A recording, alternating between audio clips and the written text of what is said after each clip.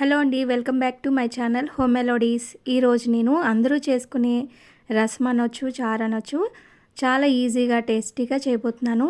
ఈ విధంగా ఒకసారి చేసుకోండి. దగ్గు జలుబుకి మంచి రిలీఫ్ని ఇస్తుంది. డైలీ కూడా ఈ రసం చేసుకోవచ్చండి, అంత బాగుంటుంది. ఈ సీజన్లో కూడా చలి వలన వచ్చే జలుబు కఫం తగ్గిపోతాయి. మెరుగైన జీర్ణక్రియకు ఇది ఉపయోగపడుతుంది. అరుగుదల తక్కువగా ఉన్న వాళ్ళు ఈ రసం చేసుకొని తినవచ్చండి, అది చాలా బాగుంటుంది. ఓకే, ఇప్పుడు రెసిపీలోకి వెళ్ళిపోదామా. మరి ఇప్పుడైతే ఒక పాన్ పెట్టుకొని దాంట్లో 1 స్పూన్ వరకు ధనియాలు తీసుకోవాలండి, 1/2 టీ స్పూన్ మెంతులు, ఇక్కడ నేను 1 స్పూను మిరియాలు తీసుకున్నాను. 2 స్పూన్స్ వరకు తీసుకోవచ్చండి. మిరియాలు ఘాటుగా ఉండాలి అనుకున్న వాళ్ళు 2 స్పూన్స్ వరకు మిరియాలు తీసుకోవచ్చు. ఒక 5 వరకు మిరపకాయలను తీసుకున్నాను, ఎండుమిర్చిని. ఇవి కొంచెం 2 మినిట్స్ హీట్ చేసుకుంటే సరిపోతుందండి, బాగా వేయించే అవసరం లేదు. ఒక ప్లేట్లోకి అయితే తీసేసుకోవచ్చు ఇవన్నీ కూడా. ఇప్పుడు ఇంగువని పొంగిస్తున్నానండి, చిన్న ముద్ద ఇంగువని అయితే పొంగిస్తున్నాను.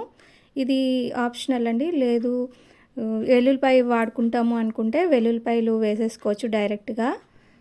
ఇవన్నీ కూడా ముందుగా వేయించుకున్న దాంట్లో వేసేసుకొని కచ్చాపచ్చాగా మిక్సీలో గ్రైండ్ చేసేసుకోవాలి. ఎక్కువ క్వాంటిటీలో కూడా చేసుకొని పెట్టుకోవచ్చండి, రసం చేసుకున్నప్పుడు అది వాడుకోవచ్చు. ఇది నేను వేరే పాత్రలో వాటర్ తీసుకొని దాంట్లో నిమ్మకాయ సైజ్ అంతా చింతపండుని అయితే వేసుకున్నాను. 2 స్పూన్స్ వరకు సాల్ట్ని అయితే వేసుకున్నాను. 1/2 టీ స్పూన్ పసుపు, 1/2 టీ స్పూన్ కారం వేసుకున్నాను.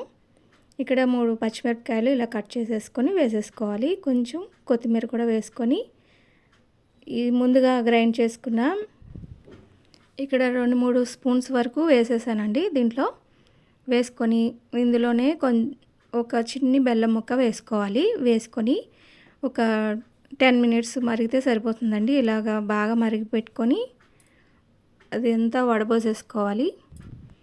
రసం మొత్తం బాగా మరిగిపోయింది.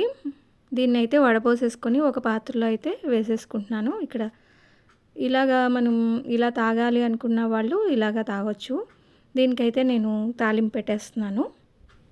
ఇప్పుడు ఒక పాన్లో ఆయిల్ వేసుకొని దీంట్లో ఒక 1/2 టీ స్పూన్ ఆవాలు, 1/2 టీ స్పూన్ వరకు ధనియాలు వేసుకుంటున్నాను.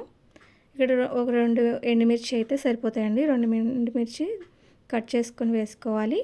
దీంట్లోనే కరివేపాకు కూడా వేసేసుకుంటే తాలింపు రెడీ అయిపోతుంది.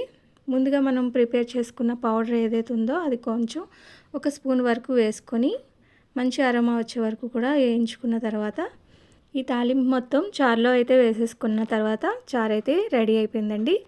ఈ చారు ఒకటి రెడీ చేసుకున్నామంటే చాలా టేస్టీగా ఉంటుందండి. ఈ చారుతోనే మొత్తం రైస్ అంతా తినేస్తారు, అంత బాగుంటుంది. ఒకసారి ట్రై చేసి చూడండి, మీకు ఎలా వచ్చిందో కూడా కామెంట్ చేయండి. వీడియో నచ్చితే లైక్ చేయండి, షేర్ చేయండి. మరిన్ని వీడియోస్ కోసం నా ఛానల్ని అయితే సబ్స్క్రైబ్ చేసుకోండి.